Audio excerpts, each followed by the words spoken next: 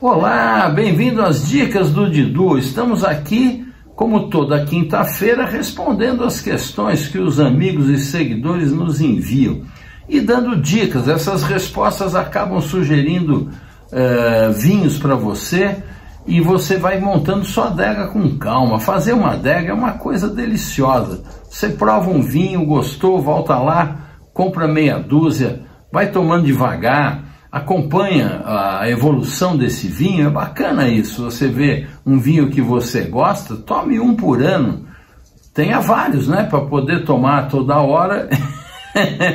Pega um quarto aí do seu apartamento, da sua casa e transforme numa adega. É muito simples, manter fora da luz, com uma boa umidade, coisa que a maioria dos lugares aqui no país tropical tem, e temperatura baixa, né? Ideal uns 13 graus, tá certo? Bom, vamos lá. O Adilson me escreveu perguntando: Didu, gostaria de saber e ter os seus comentários sobre a graduação alcoólica dos vinhos. Existem vinhos tradicionais, desconsidere os vinhos fortificados, como o Porto e tal, porque a imensa maioria dos vinhos tranquilos, os que conheço, estão na faixa de 12 a 14,5 de álcool. Existe com graduações mais altas? Se existe, como são esses vinhos? Bom, Adilson, o que acontece é o seguinte, o álcool, é importante entender que o álcool é o resultado da ação da levedura transformando o açúcar em álcool. Quando ela acaba esse serviço, ela morre por falta de alimento. Então, quanto mais açúcar no mosto, mais álcool terá o vinho. E quando é que uma uva tem mais açúcar? Quanto mais sol ela tomar. Então, lugares ensolarados e que colhem a uva bastante madura, o teor de açúcar é maior e, portanto, o teor alcoólico também é maior. Por isso que se o vinho é de um lugar ensolarado e com a maturação plena e às vezes até um pouquinho adiante, como muitos fazem, graças a Deus está diminuindo, você vai ter um vinho mais alcoólico. Eu já provei vinhos tranquilos com 17 graus de álcool. É muita coisa, né? Eu prefiro os vinhos com 12 graus de álcool, que são mais gastronômicos, mais agradáveis. Agora, se você interrompe essa fermentação no meio, como acontece no Porto que você falou, o álcool fica mais alto e o açúcar também, porque fica residual de açúcar. Mas no caso dos tranquilos, você normalmente se observa a legislação dos países, né?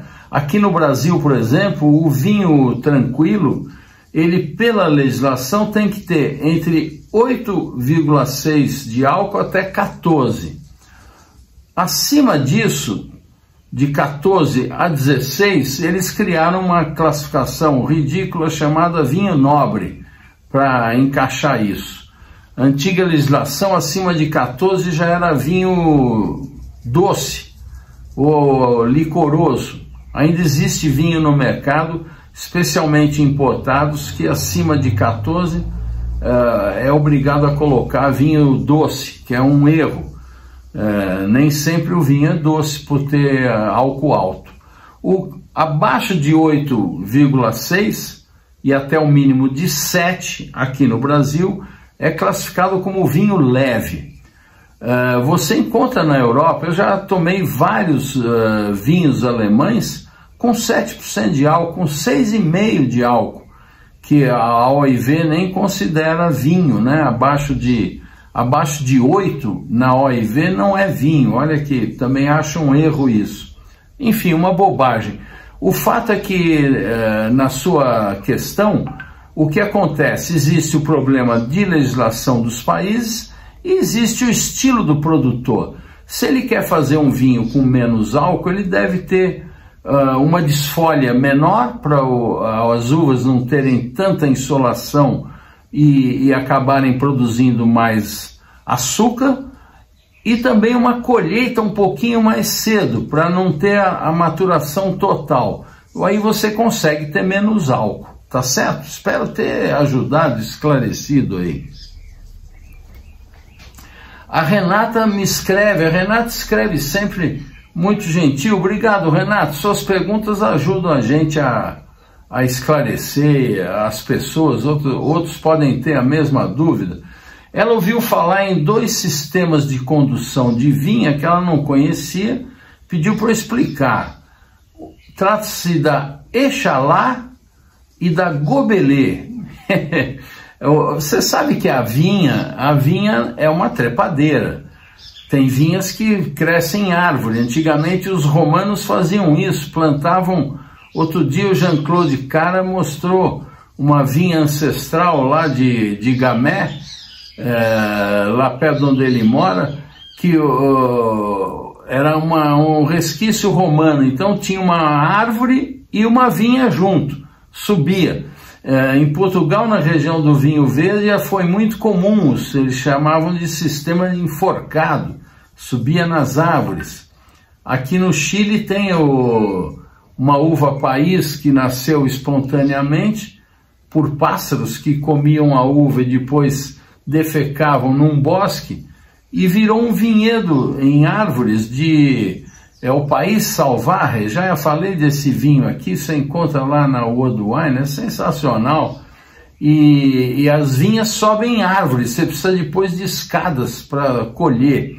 Então ela é uma trepadeira. Se você pode ter estilos de condução, porque você pode ir moldando isso na forma que você achar mais interessante. Existem diversos. O mais comum é a espaldeira. Antigamente era o pergolado, que aqui no Brasil chama-se latada. Aqueles ainda existem muito por aí, especialmente com vinho de mesa. O Uruguai tem muito vinho de pergolado, muita vinha de pergolado de taná, que é um sistema muito eficiente também, mas que é trabalhoso. O mais comum hoje é a espaldeira, estou mostrando aí uma foto para você ver como é que funciona, que você inclusive pode direcionar essas espaldeiras na direção que é melhor para a insolação do seu vinhedo na região que você está. O sistema Exalá, ele é uma vareta só vertical, e a vinha sobe como se fosse uma árvore, e você corrige isso com a poda. É muito usado em lugares íngremes, porque facilita o trabalho. O sistema Gobelê é esse sistema de vaso, que eles chamam também, como é que é? Na Itália tem um outro nome.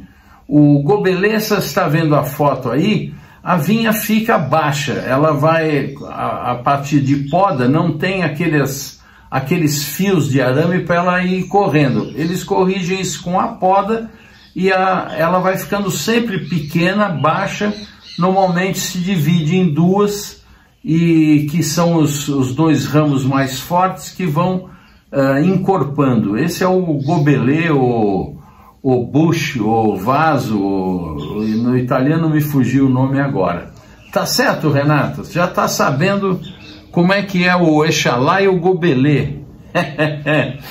O Jorge me perguntou se tem problema tomar vinho para quem tem diabetes.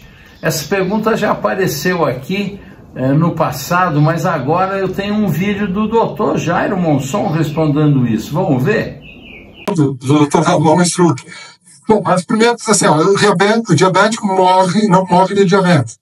O diabético morre de doença cardiocirculatória. Eu já que as principais causas de morte são doenças cardiocirculatórias. O diabetes não morre de diabetes. E como a proteção cardiorrespiratória já foi bem demonstrada e a mais estudada, bom. Olha aqui. Esse é o estudo do Dr. Ramon Struck, que aqui lá, entendeu? E tem um alto nível de evidência. Não é o mais alto nível de evidência, tem um alto nível de evidência, porque é o estudo do crosoma. O estudo cruzou é bom porque a gente não precisa um N muito grande, porque é a mesma pessoa, entende? Que tira todos os fatores de confusão, como estilo de vida, constituição gênica, hábitos, né? Que é a mesma pessoa que passa nos diferentes grupos, no grupo que recebe internação, no grupo que recebe internação. Então, esse estudo foi feito, tem um nível alto de evidência, para o Dr. Raul naquele evento lá, naquela ocasião. Então, assim, foi um estudo randomizado, cruzado, né, com crossover, de 4 semanas. Todos os pacientes passavam nos 2 grupos, com 4 semanas de 4 semanas em cada grupo, 4 semanas bebendo falado. Tá?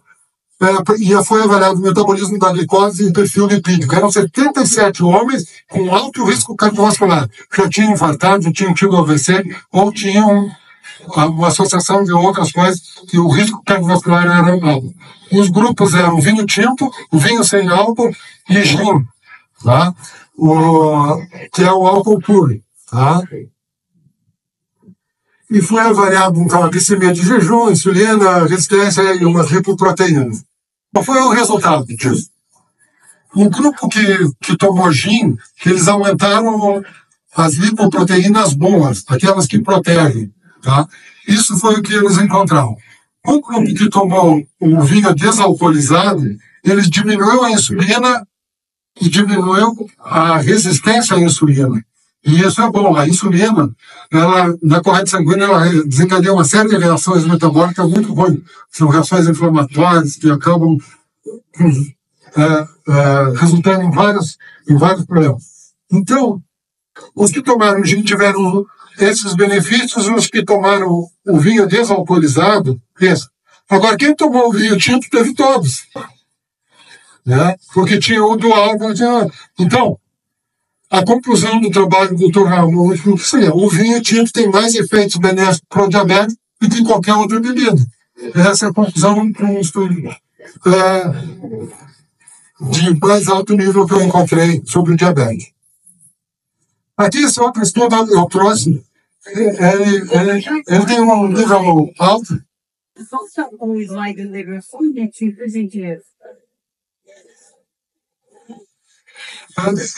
Eu disponibilizei essa apresentação para a Célia e também eu acho que está sendo gravada e vai ficar disponível. Quem quiser, isso aqui não é meu, né? São dados públicos. Eu só estou organizando eles para ajudar vocês a entender. Então isso aí está disponível, tá? Se vocês precisarem, façam contato com a Célia que está disponível.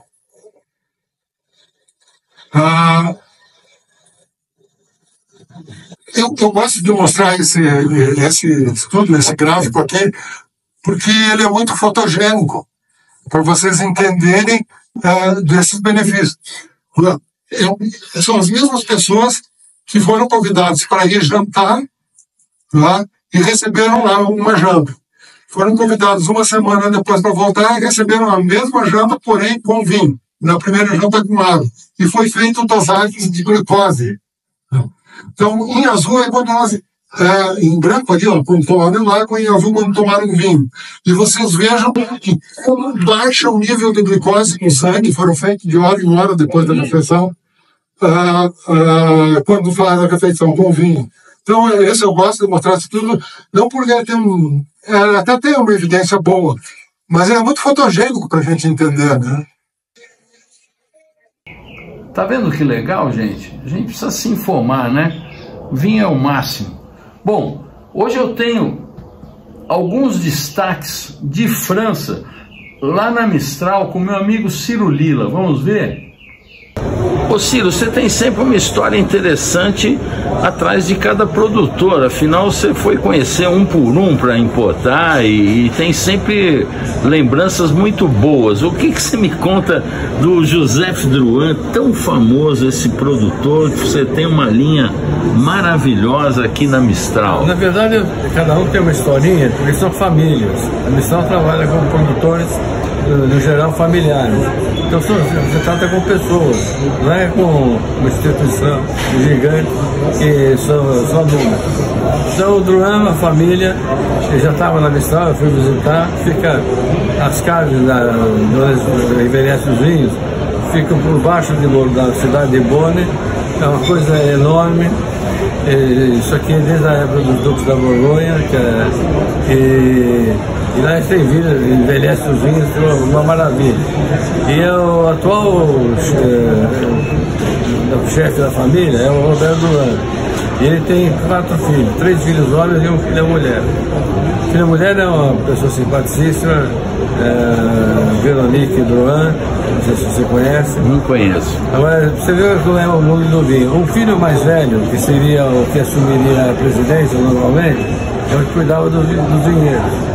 Ele é fanático pelos vinhedos, por biodinâmica. Então ele dormia no vinhedo às vezes. Não me diga, olha que sensacional. Imagine que chegou um ponto que ele falou pro pai que ele não queria ser presidente, ele preferia continuar cuidando dos vinhedos. Olha que bacana. Tem que viajar muito. E afastá-lo do que ele gostava. Então é interessante outra coisa, negociando. Tem gente que tem um preconceito contra o negociante, que acha que só é bom o vinho do domínio, existe essa imagem, né? Quando o vinhedo pertence ao próprio produtor. Mas, na verdade, os melhores negociantes, eles são negociantes, mas também são proprietários, né? Eles são grandes proprietários. Então, o Drouin tem vinhedos maravilhosos. Tem o Montrachet, aqui de Laguiche, tem o Bonne Codemouche. Então, tem uma série de vinhos que são de domínio. Então, o Drouin é um dos pontos altos da Mistral. Ô Ciro, lá em Bonne, essa coisa que você falou do subsolo também funciona como em Chablis, que o proprietário do subsolo é diferente do proprietário da superfície, não? Porque... É curioso isso. Embaixo do centro, fica no centro de Bonne. Bonne é a capital da Borgonha. Então, por baixo de Bonne, em cima tem outros negócios. Embaixo tem a cave do Drouin. Incrível isso, né? É uma curiosidade essa... É interessante que você vê as garrafas antigas com mofo. Uma vez alguém me perguntou: o senhor teria coragem de servir para o seu filho um vinho guardado no mofo? Se eu tivesse dinheiro, só servir. Então, vale muito a pena visitar o Drouin. E é uma família e já continua, a próxima geração já está garantida do lado dele. Muito bacana. Do lado da Mistral também. Muito legal saber disso. Joseph Drouin. Ciro, você é um aficionado por Napoleão, devorou não sei quantos mil livros da história dele. E esse produtor Gelan, parece que você tem uma ligação dele com Napoleão, não é isso? Conta pra nós. Sim, Napoleão costumava dar para os mutilados de guerra, generais, propriedades rurais, em particular vinhedos. E esse Gelan era um general de Napoleão. Quando Napoleão caiu, aí não foi por problema de mutilado, não. Napoleão caiu e não quis servir o rei. Isso foi muito comum, muitos generais, marechais se recusavam a ficar com o rei. Então, ele se retirou para as terras dele, da família dele na Borgonha. Tinha um vinhedo meio abandonado. Ele fez viver no vinhedo e fica em Fixan. Fixan é ao norte da Borgonha, da Bordeaux, e que pouco a pouco conhecido Fixan, e vale a pena conhecer. E lá ele fez ao mesmo tempo que ele fez um vinhedo produzir belos vinhos, ele fez um museu Napoleão. Hoje ainda tem lá uma pequena parte, mas ele fez um monumento a Napoleão chamado Reveille de Napoleão. Okay. Napoleão acordando, saindo do túmulo. E esse é um monumento muito visitado e não sou só eu, milhares de pessoas do mundo são apaixonadas pela história napoleônica. Certamente. Então é motivo de visita lá. Eu confesso que o primeiro motivo que eu tive para importar esse vinho é a ligação com Napoleão. Depois o vinho é uma delícia, complementa o catálogo de sal. Nós não tínhamos nenhum fixar. É legal isso, porque é uma coisa cultural, né? Para as pessoas terem acesso. Para visitar, visita lá, interessante. Olha que espetáculo, hein? O vinho é muito bom. Maravilha. Obrigado, Ciro. Ciro, e essas maravilhas aqui, que também fazem parte do catálogo da Mistral e que parece que também tem ligação com Napoleão, conta pra mim. Vou contar. Essa história começa de uma maneira muito interessante, que é o sonho de toda pessoa que gosta de vinho.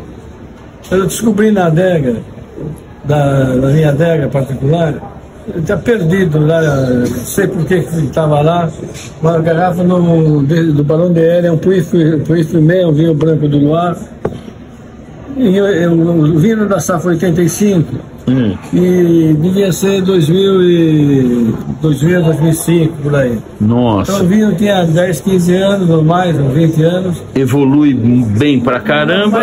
Mas um Puy Fumé com 20 anos, certamente você acha que está passado. É. E aí eu falei, mas eu não jogo fora o vinho sem abrir e experimentar, né? Claro. O vinho velho é um jogo. Claro. E com grandes surpresas, né? E quando você tem uma surpresa positiva, é muito positivo.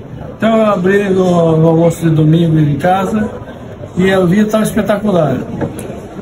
Depois do almoço, sentei no computador, escrevi para o produtor. Não me fala. Que gostaria de importar, ele falou que ele só tratava pessoalmente. Ele falou: quando você vier a Paris, você vai me visitar. Ele tem um escritório bonito numa daquelas avenidas que vão dar no Arco do Triunfo. Então eu fui lá e aí eu cheguei atrás da escrivaninha dele, o Barão de Labsete, uma pessoa muito simpática, um tipo muito interessante. E atrás da escrivaninha dele tinha um baita de uma pintura, um retrato do Duque da Albufeira. Aí eu falei, não sei, por que essa fotografia do Marechal Suchet não estava escrito em nenhum lugar que era o Marechal Suchet, o Marechal famoso Napoleão, um dos melhores. Ele ficou surpreso, falou, pô. Você é a primeira pessoa, eu tenho esse escritório há 30 anos. Olha! Você é a primeira pessoa que chega aqui que sabe quem é. Não me diga! Aí já viramos amigos. Claro, né? Sem dúvida. Era ancestral dele. Aí nós vimos o espetáculo, eu confirmei lá, o vinho sempre traz hoje em dia. O vinho deu uma longevidade enorme, é um Puy Fumé de um degrau acima. Uma delícia esse vinho. Aí ele produz também o Puy Fumé normal, no nível muito bom, mas não do nível do Barão de Hélio. E o Sancerre, ele produz o Sancerre. Lá do 7. Então ele produz 3 vinhos, Sancerre, Puy Fumé. Rótulos lindos, né? E essa garrafa aqui, se prepare, porque quando você servir, certamente alguém, algum convidado, vai querer a garrafa. Vai querer a garrafa. Bonita a garrafa, né? Muito bonita mesmo. O vinho é delicioso, delicioso. Sensacional. Obrigado, Ciro. Ciro, esse Fevelé é outro produtor fenomenal, com uma linha de vinhos de uma classe impressionante. Me conta, como é que foi que você pegou o Fevelé? Como é que você conheceu? Como é que é a propriedade? Eu antes de ser importador, eu já era estudioso de vinho há muito tempo. E tinha uma série de produtores, entre os quais o Fevelé, que eu pensava, se um dia eu for importador, eu vou atrás desse vinho. Porque eu não me conformava como é que ninguém tinha trazido para o Brasil. O vinho maravilhoso, produtor de um renome espetacular, e então não tinha por que não trazer. Então assim que eu comprei a história, eu fui no Fevelé. Aí ele falou, mas o senhor já tem o Guiouan, por que o senhor quer o Fevelé? Porque eu gosto do vinho e a variedade, um complementa o outro, né? Aí ele falou, nós não fazemos isso em lugar nenhum do mundo, mas pelo seu interesse, pela sua paixão... Olha que legal! Eu vou concordar. Não, eu digo que o meu trabalho tem muito de diplomacia. Eu imagino. Diversos produtores, eles são competidores. Então, eles no mundo, em alguns lugares, a concorrência é feroz. Não se falam, né? Não se falam. E na Mistral eles convivem bem. porque vai a custa de muita diplomacia. Olha, interessante no Fevelé, tem um episódio interessante que ele... todo mundo no mundo vinho conhece essa história, que o Parker foi processado pelo Fevelé. E o que não se sabe que fui eu que comecei essa história. Você foi culpado? Eu acho que sim. Eu estava saindo tava na Califórnia, não me lembro porquê, e na saída eu comprei o guia do Parker, o famoso crítico, etc. Então eu vim lendo na viagem, uma longa viagem. E aí no Fevelé, ele dava notas altíssimas, muitos elogios, mas tinha, em cada produtor ele dizia other thoughts, outras considerações. Ok. E lá no Fevelé ele dizia, eu fui muito infeliz, ele dizia, comenta-se que os vinhos provados na vinícola comenta-se que os vinhos provados no mercado não são tão bons quanto os provados.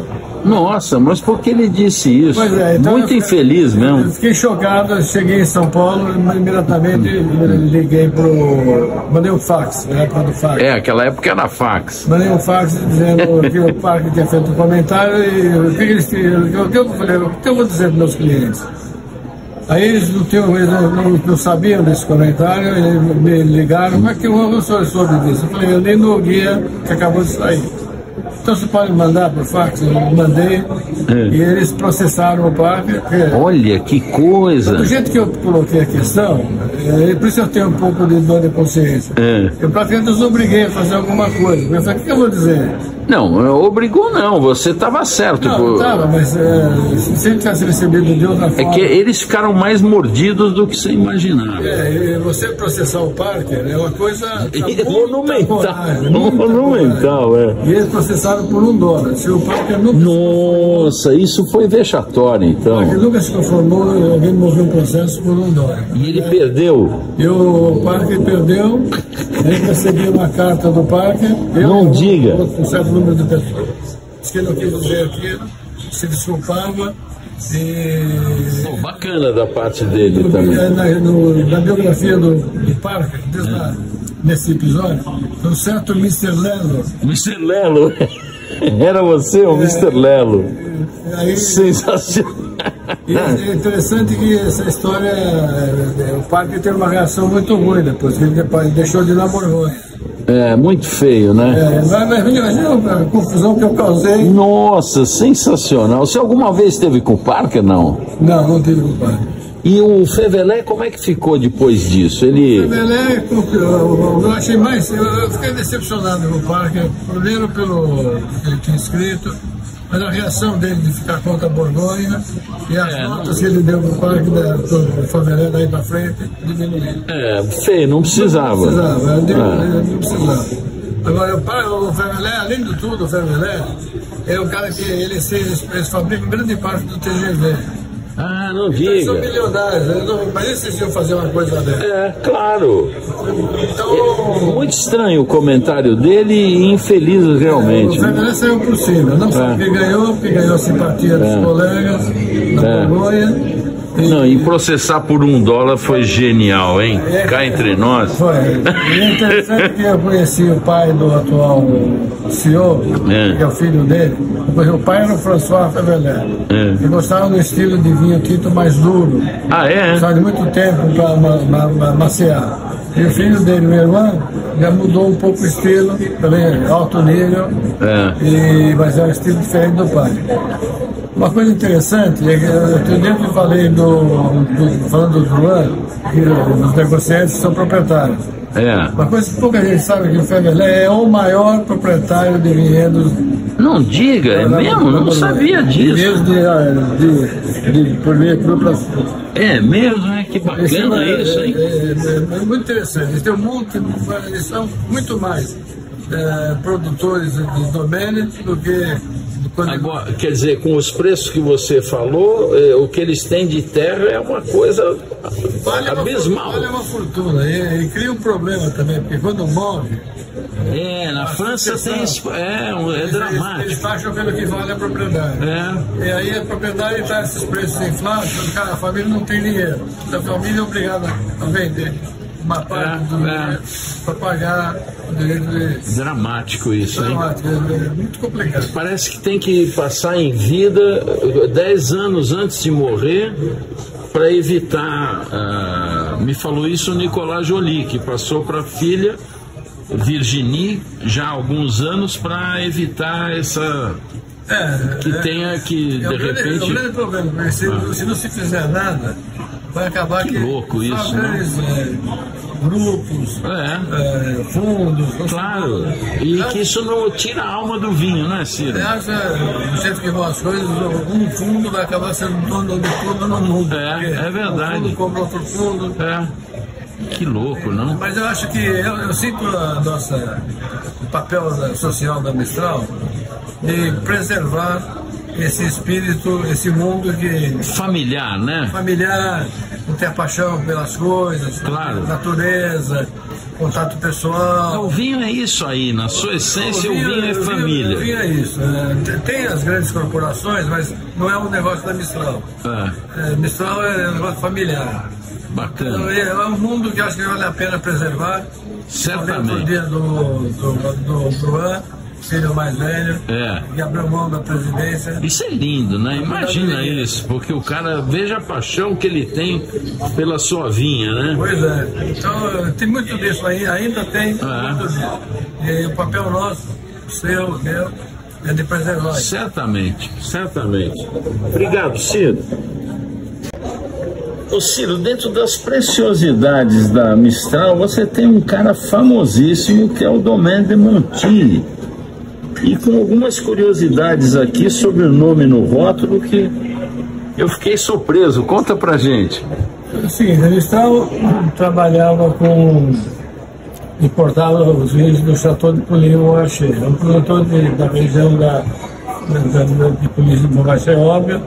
Produz alguns outros vinhos brancos de nível excepcional. E a Mistral importava também os vinhos do Domaine Montilly, que fica em Volnay, também é perto de Pouligny. E acontece o seguinte, você tinha na França, na Borgonha, casos como o Chateau de Pommard, que fica em Pommard, lógico, Chateau de Pouligny-Montrachet, Chateau de Meursault. Isso foi proibido. Se misturar o nome da OC com o produtor. Isso. Então é proibido. E aí o que acontece? O proprietário do Montilly, que é Etienne de Montilly, era uma pessoa que veio do mercado financeiro. O pai cuidava do vinhedo, da vinícola. O pai foi famosíssimo, né? Famosíssimo. E aí o filho no mercado financeiro. Então ele foi administrar não só o domínio dele, mas também o Chateau de Pouligny-Montrachet. Aí, quando foi a proibição do nome, ele comprou o Chateau de Pouligny-Montrachet. Então, os vinhos que tinham o nome de produtor Chateau de Pouligny-Montrachet passaram a ser Montilly. A origem do Montilly é Volnay. Tá. O pai, que infelizmente faleceu, foi advogado do Fevreler na briga com o Parker. Aquela história, ele era o advogado? Não diga. Uma pessoa no senso de humor fino. Eu já tive o prazer de jantar com eles, uma noite fria. Eu imagino tomando um Volnay. Nossa Senhora. Uma pessoa interessantíssima. Naquele filme, não vou me lembrar do nome. Mondovino, né? Mondovino, isso. Ele aparece. Você tem a impressão, vendo o filme, que ele não se dava com o pai. Porque ele sempre dava, os dois tiravam uma faísca. Mas no fato eles se davam muito bem. E o Sr. Montilly era uma personalidade. E o Etienne de Montilly virou um dos grandes nomes da Borgonha. Certamente. Tem um negócio como negociante, tem o Volnay, um dos melhores Volnay. Então, eles também. Mas você vê como o Napoleão vai aparecer. Gozado, né? Curioso, como uma história liga a outra. É muito interessante isso. Muito interessante. Obrigado, Ciro. O senhor tem que ficar perto. Ciro, eu fiquei encantado com o François Perrin, Poxa, olha que cara fenomenal. Teve aí no Encontro Mistral, já tinha estado naquele grande evento. Olha essa garrafa, que é outra garrafa que, se você abrir em casa, vão querer levar. Com certeza. Me conta desse produtor que já vem lá do Chateau de Beaucastel, famoso, um dos primeiros biodinâmicos, né? Foi. Depois nós vamos falar do Chateau de Beaucastel, mas o nome do Chateau de Beaucastel, François Perrin, família Perrin, do Rhône, tem um prestígio enorme, e eles compraram uma propriedade na Provence, e fizeram sociedade nada mais nada menos que o Brad Pitt. Imagina aí. Bom, não pode levar ele pra paquerar, porque aí você fica só com a sobra, né? O sonho de todo mundo é que me pedindo se ele vem pro Brasil. Se ele vem pro Brasil, você imaginou? É impossível. É impossível, ele não vem. Não, e se vier, como é que você faz um evento com o Brad Pitt, bicho? Vai segurar, todo mundo vai querer, vai ser disputado. Nossa Senhora! O vinho é muito bom. Muito bom mesmo, sim. A garrafa é lindíssima, olha isso. Olha a cor. É um grande sucesso na Mistral. É mesmo? Está bombando. Está bombando. Porque a associação com o Brad Pitt, Chateau de Beaucastel. Tem tudo. O vinho é bom, o produtor é bom, o cara é famoso. Então tem tudo de bom. Esse aqui é um presente, você dá um presente. Vem com a galera, associação com o Brad Pitt, é um sucesso enorme. Pois é. E tem gosto de Provence, que você imagina da Provence. Lugar rico, sol. Que beleza, só tudo de bom, né? De bom. Então, o Belaval. Esse é um exemplo de vinho de viagem que depois você toma aqui e é tão bom quanto na viagem, não é verdade? É verdade. Esse aqui é um caso, viu? Fenomenal. Aí, na Provence, nós temos outro produtor, o Chateau Vanière. Que é um espetáculo também, né? Que fica em Bandol. Bandol. Beira-mar, no sul da Provence. Todo aquele estereótipo que você tem da riqueza da Provence. Do charme, né? A boa vida. Está no Chateau Vanière. O proprietário atual é o Henrique Boisson. A mãe dele é viva, mas ele é que toma conta. E você vai visitá-lo, ele é um tipo daquele de cinema. É mesmo? É um cara bem vestido, figura. Sempre bronzeado. Está sempre bronzeado. Vida de milionário. Vida de milionário. Então, a qualidade de vida dele é o que todo mundo quer. Ele é um cara dedicado ao vinho, apaixonado pelo vinho, pela propriedade dele. E já esteve no Brasil, fez um sucesso enorme, tanto o vinho como ele, com as mulheres. Então ele que legal. Ele tem tudo a ver com a Borgonha. O vinho dele é muito bom. Bárbaro. E você pode visitar a propriedade e... Sensacional. Enfim, depois nós temos um outro Provence, que é o Chateau Routas. Que é outra maravilha. Outra maravilha. Ele pertence a um cidadão que é dono de um time de futebol na... Ah, não diga, não sabia isso. Se não me engano, na Escócia. É mesmo, é? Um milionário. Também ele faz o vinho por prazer, para mais que sensacional. Então o nosso time de Provence está bem representado, né? Mas representado também o estereótipo que a gente faz da Borgonha, da Provence. Da Provence. Está aqui. Belaval, Brad Pitt, Vanière, o Bon Vivant. E o Routas, o milionário. E ó, Ciro, é o que eu falo sempre: você toma isso no sol, você fecha os olhos e finge que você está na Provence. Não é verdade? Porque de olho fechado no sol, você pode estar onde você quiser. O problema é quando abre os olhos. Uma música francesa. E pronto. Obrigado, Ciro. Ciro Lila, que espetáculo essa linha do François Perrin, que nós falamos outro dia a respeito dos rosés que ele faz com Brad Pitt.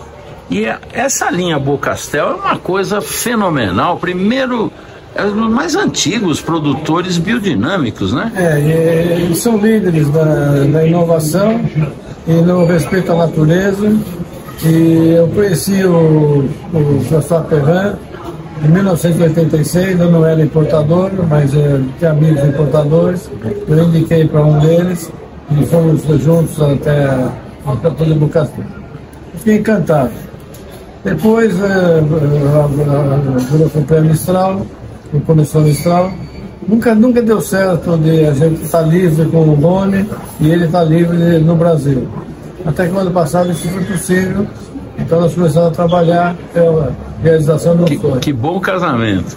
O Chateau de Beaucastel é um top de Châteauneuf du Pape. Para ver o que é o que fez a fama do Châteauneuf du Pape foram vinhos como Chateau de Beaucastel.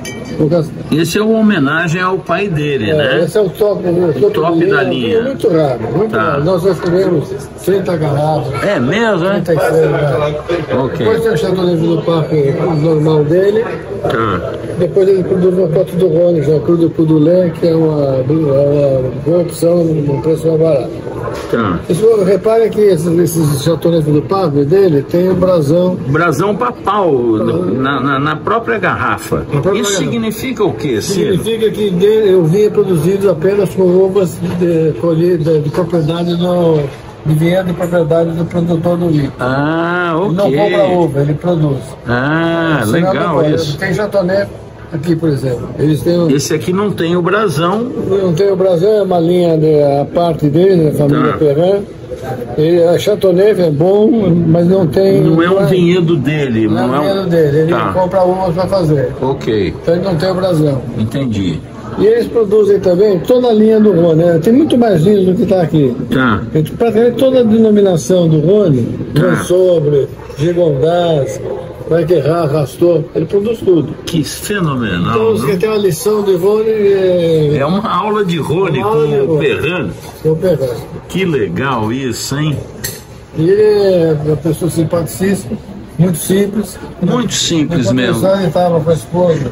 Que é uma brasileira, né? Filha do Daí Suede. Estava com a esposa, o filho. O filho, que também é um doce de pessoa. Todos três servindo vinho. Foi muito legal a presença deles na Mistral e aquela coisa do vínculo familiar que você preza tanto. Eles são exemplo, né? Um negócio tão grande. Já tem mais uma geração. Ele está na ativa, a todo vapor, o François, mas já tem a próxima geração. Que bacana, né? Muito bacana. Olha, belíssimo exemplo aqui de Rony, gente, para você. É claro, respira fundo e compra uma das 30 aqui, porque você vai ver do que se trata. Tem Châteauneuf branco também. Tem Châteauneuf branco, exatamente, que não é muito comum, né? Não é, ele produziu com a uva Roussanne. Só com é só Roussanne? Não, normalmente tem Roussanne, Marsanne, mas ele produz só com a Roussanne. É um vinho caro, nós recebemos umas 60 garrafas por ano, não adianta querer comprar mais que não tem. Que fantástico. É disputada no mundo inteiro e aqui o Centro da Mistral é uma honra ter. É uma honra mesmo. Obrigado, Ciro. Espetáculo, hein, gente? Fala a verdade. Nossa, a gente entra lá na Mistral e sonha ter uma adega gigantesca e dinheiro, né? Para encher essa adega com os vinhos do Ciro. Bom, vamos ver qual é o destaque na World Wine? Olá, minha dica hoje para você na World Wine é um Sauvignon Blanc muito elegante, muito fino, você vai adorar. Eu estou falando aqui do Maison Chave Lacote. Ele fica lá em Menetou Salon, que é uma denominação de origem, colada em Sancerre, lá no Loire. Olha, esse vinho fica 6 meses suli, o que dá uma cremosidade especial nele. E você sabe que essa região, o Loire, é onde nasceu a Sauvignon Blanc. Ela é autóctone de lá, onde ela oferece uma finesse que nenhum outro lugar tem. Sauvignon Blanc de lá tem aquele aroma de relva, uma mineralidade muito acentuada com a sua acidez fenomenal e nada daqueles excessos que você encontra em outras regiões com muito aspargo ou com um exagero de maracujá. Não, esse é discreto, relva cortada, você vai adorar. E olha, fica muito bom com vários pratos, você pode harmonizar com peixes, com crustáceos, com os canapés, com queijos. Aliás, já falei de Sauvignon Blanc aqui com queijo de cabra, né? Hoje eu vou dar uma receita para você que eu descobri ao acaso aqui em casa. Você vai fazer um risoto. Deixa eu mostrar de novo o vinho para você, para abrir seu apetite. Você faz um risoto com um caldo de legumes fresco, né? Nada de cubinho. Você compra os legumes, faz um belo caldo, faça um risoto e aí você vai misturar um queijo de cabra fresco nesse risoto, junto com a manteiga. E na hora de servir, você vai picar uns quiabos e fritar esses quiabos. Frita ele num bom azeite e na hora de montar o prato, você coloque um pouquinho desse quiabo por cima desse risoto de queijo de cabra. E aí você harmoniza com um Sauvignon Blanc de classe, como esse Maison Chavet Lacote, que produz vinho desde 1450, hein, gente? É brincadeira isso? Olha a tradição. Olha, vai por mim. World Wine. Saúde. Quanto vinho bom, não, gente? Esse mundo com o perdão do trocadilho, é inebriante. E olha, lá na Delacroix, que eu ainda não voltei para fazer uma visita com a sede nova, que agora é ali na Alameda Casa Branca, eu vou destacar para vocês 2 champanhes fenomenais. Dá uma olhada. Um é o Bilecard Salmon Brut Reserva, Pinot Noir 30%, Chardonnay 30% e 40% de Pinot Meunier. Olha que espetáculo, R$650. Grande compra. A Delacroix só tem coisa maravilhosa. E o outro é um champanhe que eu não conhecia, um espetáculo, que é o Longitude Blanc de Blanc Premier Cru Extra Brut. Esse aqui é 100% Chardonnay. E historicamente essa cuvée é conhecida como Blanc de Blanc desde o século XX. Longitude vem exclusivamente do Chardonnay das Côtes de Blanc, Vertu, Auger, Avise e Cramant. Que tal, gente? Não é um espetáculo? Blanc de Blanc é porque é branco feito do branco. Você sabe que champanhe, das 3 tintas, das 3 uvas mais comuns e usadas lá, que é Pinot Meunier, Pinot Noir e Chardonnay, as 2 primeiras são tintas, né? Então, quando falam Blanc de Blanc, porque foi um branco feito de uvas brancas. Isso que é o Blanc de Blanc. É tudo muito simples, é só ter um pouco de informação. Olha, gente, é isso que eu tinha para vocês. Se você gostou, você pode compartilhar. Você também pode se inscrever aqui no canal, porque aí você fica sabendo quando tem vídeo novo, que é toda quinta-feira, também nem precisa, você já sabe, eu chamo também lá nos stories. E você pode compartilhar, isso é bem legal, você compartilhe porque você me ajuda na divulgação da cultura e o conhecimento do vinho. Não guarde só para você não, isso é muito feio.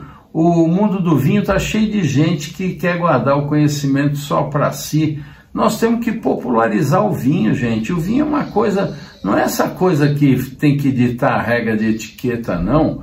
O vinho é uma coisa cotidiana, é para a gente tomar uma taça por refeição. É bom para a nossa saúde, é bom para tudo, tá certo? Beba com moderação, hein, gente? Saúde!